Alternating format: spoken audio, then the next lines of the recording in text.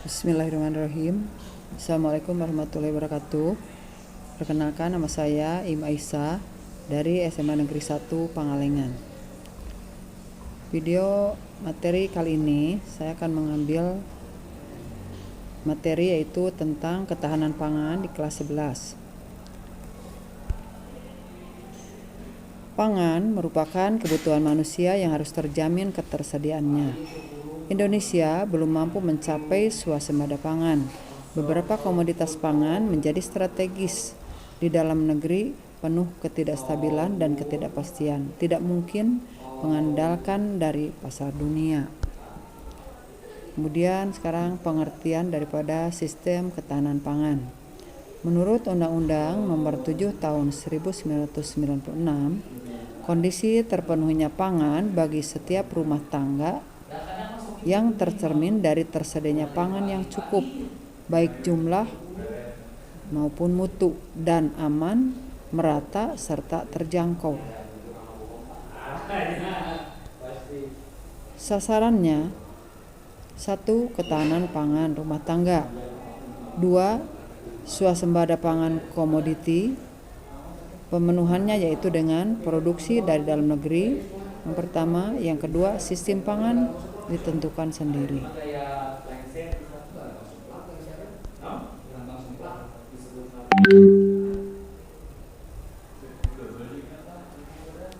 Indikator untuk ketahanan pangan. Yang pertama, ketersediaan.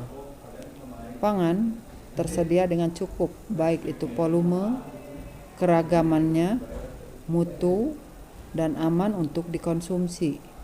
Yang kedua, distribusi. Distribusi artinya pasokan pangan merata di seluruh wilayah Indonesia, baik itu harga maupun kestabilan dan keterjangkauannya. Yang ketiga, konsumsi. Rumah tangga mampu mengakses pangan dan dikonsumsi sesuai dengan kaidah gizi dan kesehatan.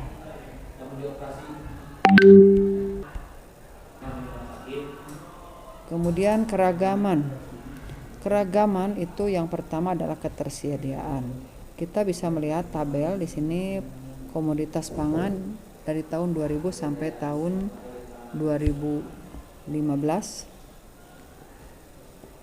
Pangan nabati: padi, jagung, kedelai, kacang tanah, ubi kayu, ubi jalar, sayur-sayuran, buah-buahan, minyak sawit, minyak goreng, gula. Kemudian pangan hewani: daging sapi, daging ayam, telur, susu, dan ikan. Di sini jumlahnya terlihat ya pada tabel berikut. Kemudian distribusi. Prasarana untuk pendistribusian. Yang pertama, jalan. Ini kalau di daratan, kemudian pelabuhan. Ini kalau di laut.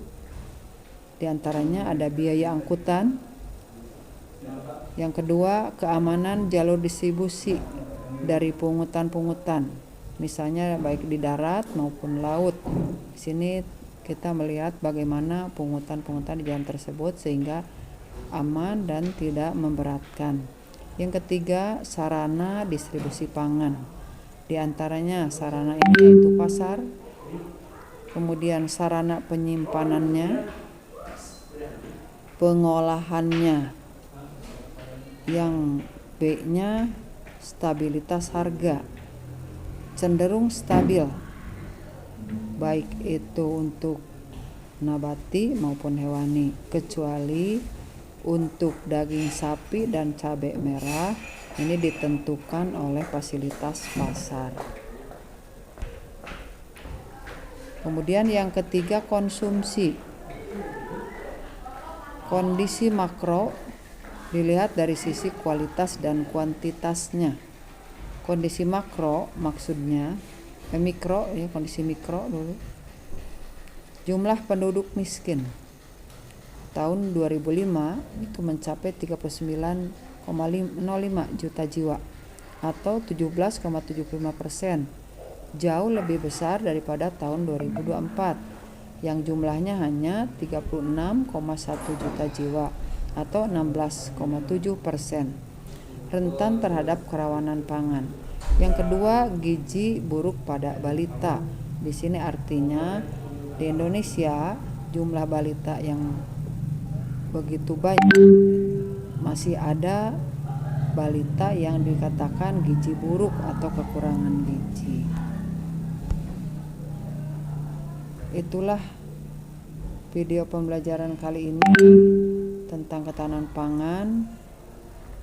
Lain waktu mungkin dilanjutkan kembali materi tersebut. Wabillahi taufiq wal hidayah. Wassalamualaikum warahmatullahi wabarakatuh.